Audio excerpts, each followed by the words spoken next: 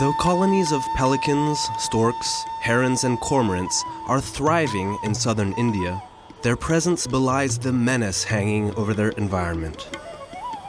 Across Asia, 5,000 square kilometers of wetlands disappear each year. 5% of India's territory is covered in wetlands that are home to a quarter of the country's biodiversity. Like so many natural spaces in India, these lakes, swamps, and lagoons are under immeasurable pressure from the population's booming development. We're on the Lake Usudu in Tamil Nadu, a state on the southeastern point of India.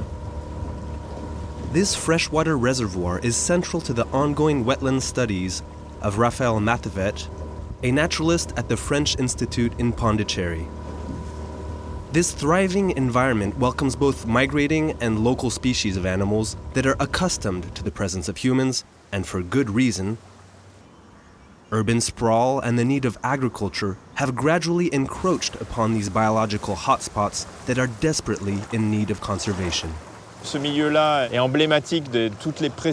environment is emblematic of the man-made pressures that we see across the planet. Urbanization, large-scale landscaping and farming, heavy water usage, industrial pollution, basically a very threatening combination of factors.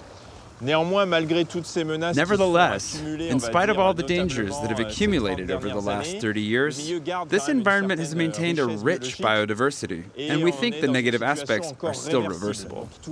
The goal is to find a balance that allows us to protect this biodiversity while enabling further human development.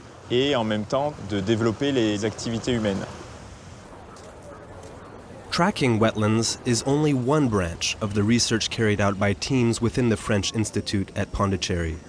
These environmental pressures extend far beyond the wetlands, reaching under even the canopies of nearby forests.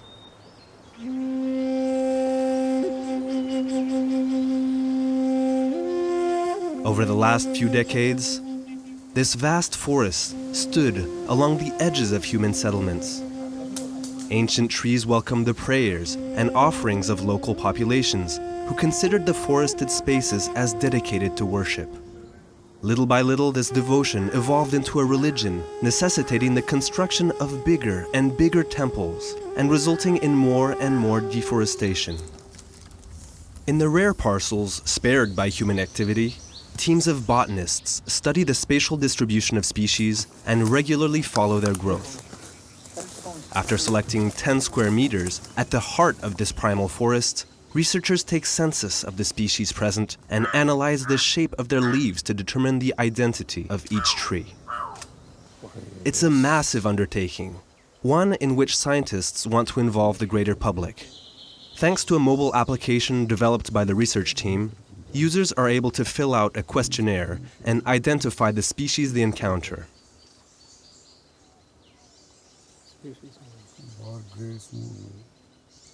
So, across the globe, the biodiversity is disappearing, forests are shrinking, we are facing a depletion of resources. So we don't know what is going to be happen. So technically we need to document what is there at the moment and what kind of changes are going to be happen for individual trees, species and the ecosystems so that the resources can be kept for the next generations.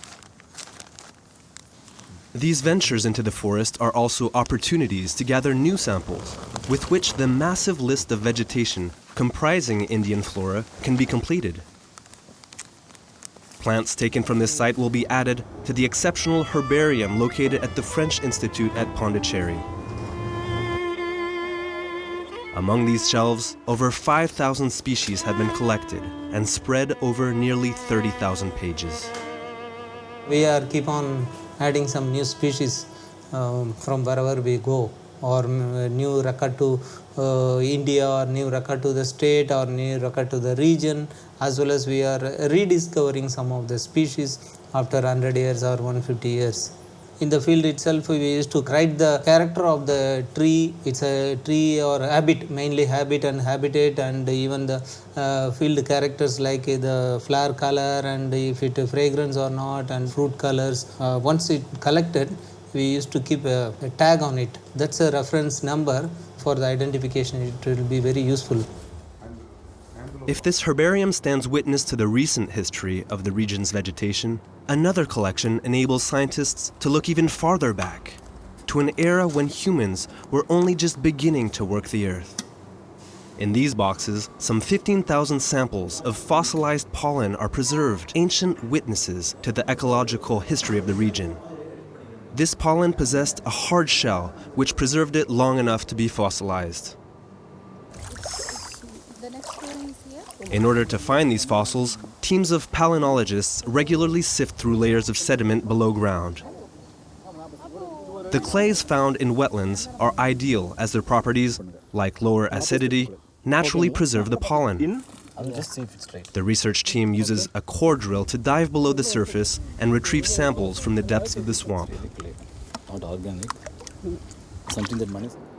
Back in the lab, the long process of filtering the pollen from the muck of the swamp is only just beginning. After numerous days of work, the ancient fossilized pollen, over 30,000 years old, are revealed under the microscope's lens. The researchers on these teams are focused primarily on the Holocene period, which began around 12,000 years ago. It was during this epoch that the climate and rhythm of monsoons in India changed, and human societies began to transform their surroundings. Certain wild and cultivated plants left traces here, even though it was not their environment of origin. These clues enable scientists to follow the impact of human society along the course of history and imagine the evolution of the Indian countryside in the years to come.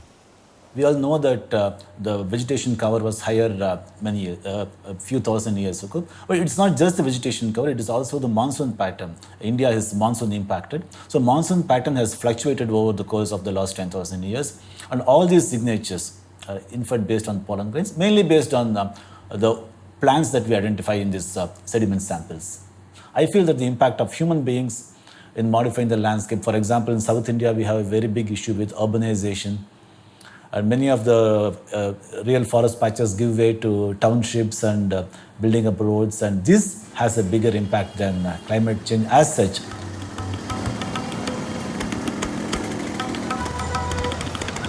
Scientists from across disciplines continue to paint a rich picture of a biodiverse landscape. Their research could provide for its protection against relentless human development and help create a balance between humans and nature in a new kind of ecosystem.